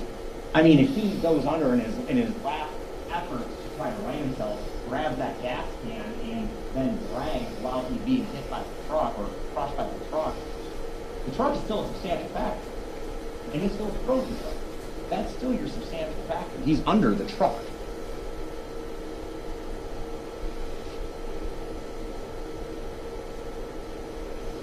Let's talk about some of the text to Hannah and things like that. And Judge, how am I doing on time? I'll give you another 5-10 minutes. 5-10 minutes. Then I will be brief. The text to Hannah, they show indicia of guilt. Here's why. Because the first text in that chain, the one that happened at the dive bar, is, shit just got real. I'm deleting it. And then you know from cell drive data that she does, in fact, delete that text. Now that's at the dive. That's in the bathroom at the dive bar. That's consistent with the text. But Ms. Phillips says that the reason she had to do that was because Mr. Phillips takes her phone and he looks at it. And she's worried about what's going to happen next. In the days, et cetera, when he gets her phone.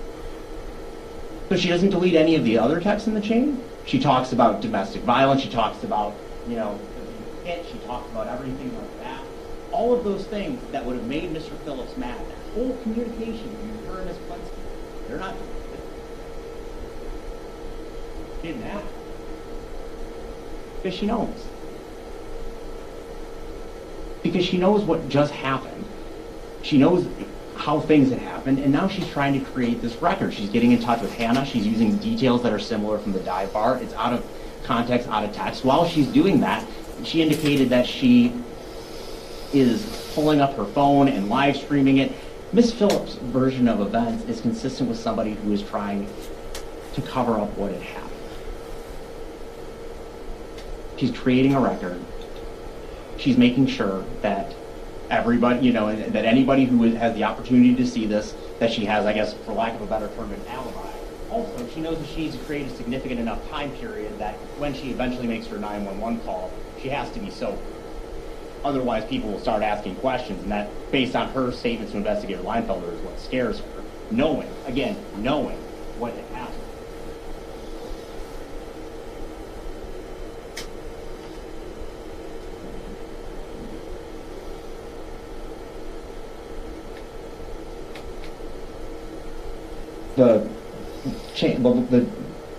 Yeah.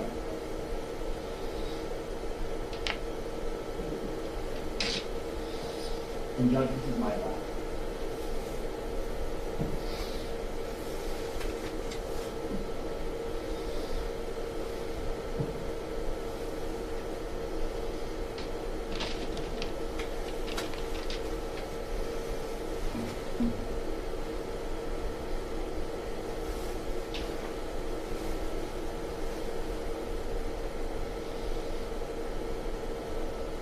So we're almost at the end of our presentation. I will go through this brief as I said I would. How do we know what Mrs. Phillips' experience? This is her with Investigator Leinfelder. I didn't respond because I was so pissed off. She said that twice. Next one. Mrs. Phillips discussing her version of events. Put your hands on me. You just lived and you let go. She's being provocative. I made a scene outside. She was Mr. Phillips. This is everything. Next slide.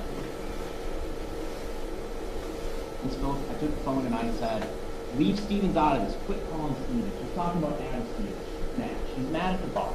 Mark is embarrassed her. Mark is embarrassed her in front of her friends. Not his friends, her friends. And she made special note of her friends, their family, that being their first impression. Ms. Phillips is embarrassed. And she's mad. And Mr. Phillips is being a jerk.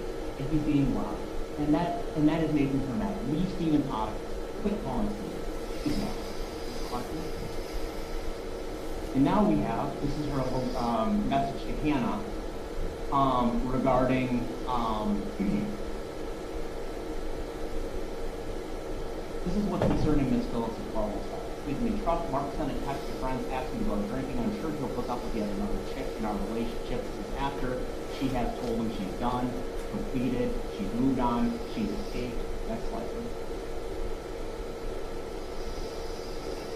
This is her sending what I refer to and asked about as a for a sarcastic text. And that was some of the testimony to corroborate that. Next slide. She's mad. This is right after this happened.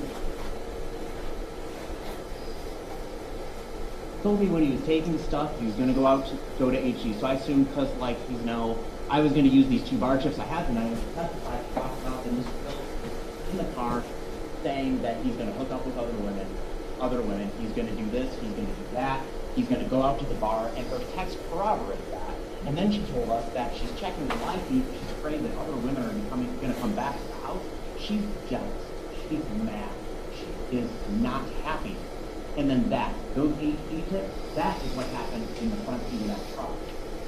That is what happened in that particular period. That's what she's talking about. That's what set it off. And that's when her death causes her to take the F out of there. She's mad. Mr. Phillips is not physically abusing her at that point. She's mad. He's being rude, sure. They're arguing, sure. But that's what set it off. And then she takes out of that driveway. This is the last. Why didn't Miss Phillips? Point of why would Miss Phillips come back to the scene at all? It's a fair question. This is from Deputy Sergeant Valencia's squad car.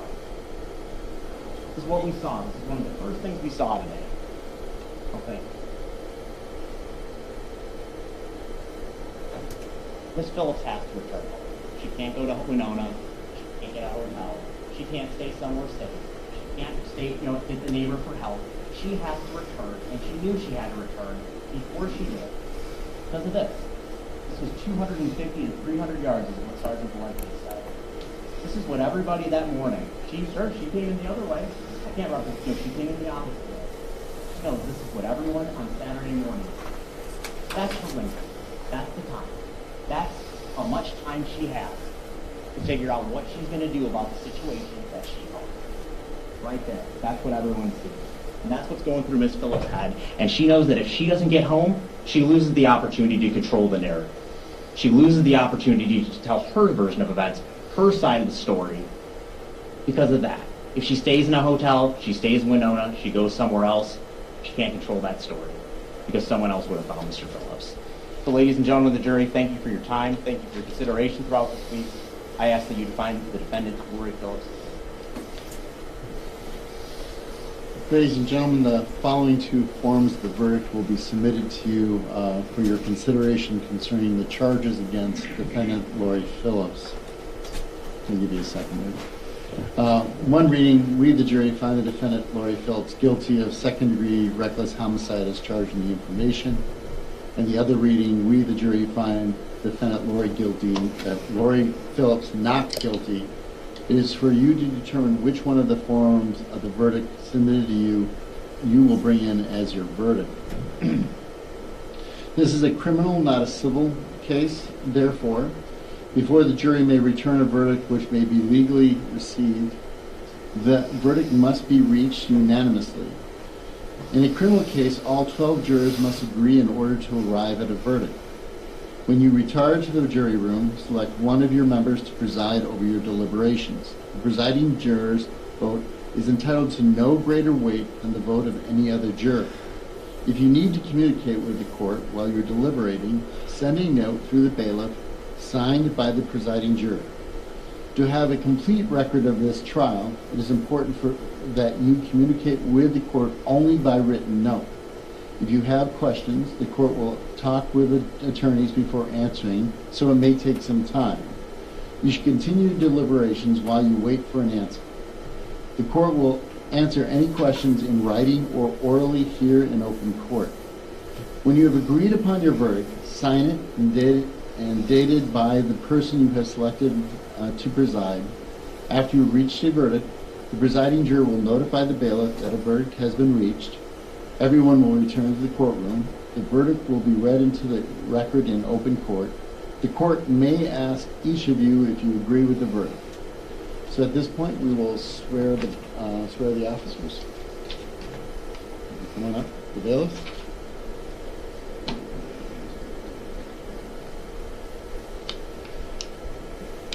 Do you swear that you will, to the best of your ability, keep all jurors sworn on this trial together in some private and convenient place until they have agreed on their verdict or are discharged by the court, and that you will not, before they have rendered their verdict, communicate to any person the state of their deliberations or the verdict they have agreed upon. So today, we now will select the two alternates, and what I usually do is I just take the date and have those as two numbers, and just so you know, you are randomly given a number, and then it's randomly put on a list, and then we give two random numbers. The two numbers today is the November 10th, so 11-10 are the two numbers. Gavin Martin and Todd Newman. Mr. Martin and Mr. Newman? Oh, that's very odd. You're both at the end. So, you are the alternates. Thank you so much for your jury duty through this. If you'd like me to answer some questions, yeah, you can go ahead and have a seat. I will be out in a bit. We have to take care of a few things to get the jury out. What I'm going to do is first have you two go out and grab your things. If you'd like to, I'll meet you in my chambers.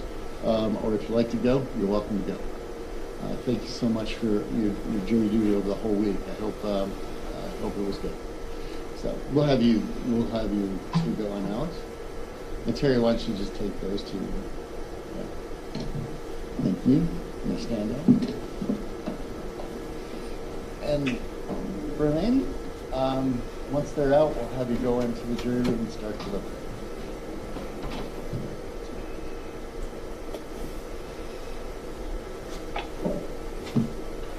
You can start heading out. Right?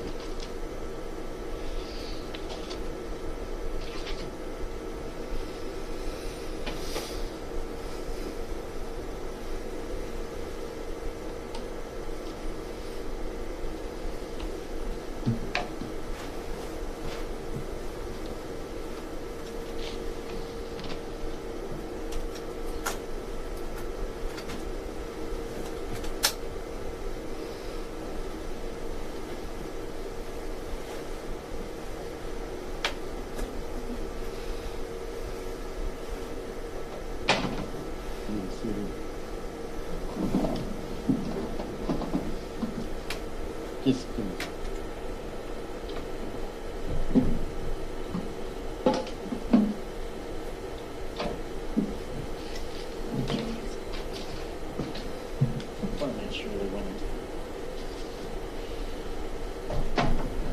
all right.